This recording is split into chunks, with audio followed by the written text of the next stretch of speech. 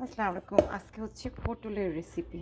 পটলগুলোকে ভালোভাবে ধুয়ে আমি এভাবে কেটে নিয়েছি এবং এটার মধ্যে হলুদ, মরিচ, অল্প ধনিয়া আর লবণ দিয়ে মাখিয়ে রেখেছিলাম কিছুক্ষণের জন্য। এখন আমি এগুলোকে ভাজবো।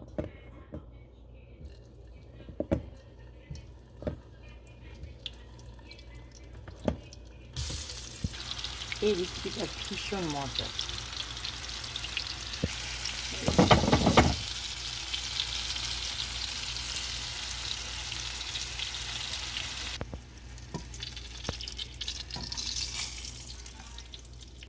আমি পটলের তেলটাও ছেঁকে এখানে দিয়ে দিয়েছি।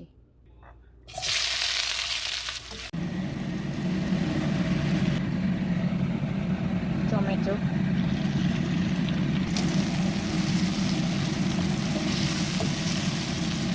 অ্যাড করে দিচ্ছি লাল মরিচের গুঁড়া,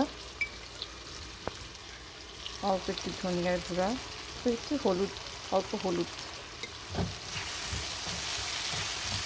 এবার লবণ অ্যাড করে দিচ্ছি পটল। ব্যাস 2 মিনিটের মধ্যে পটল আমার রান্না হয়ে যাবে। শুধু একটু হালকা ঢেকে দিব, অল্প হালাপিনো 2 মিনিটের জন্য ঢেকে দিচ্ছি ঢাকনা দিয়ে। এইটা খেতে এত মজা, খুবই মজা। এই পটলটা মজার একটা রেসিপি। এই হচ্ছে পটলের মজার একটা রেসিপি। এটা গরম ভাত দিয়ে খেতে খুবই ভালো লাগে। আজকে দেখাই আপনাদেরকে কিভাবে এটা আমি বানিয়েছি।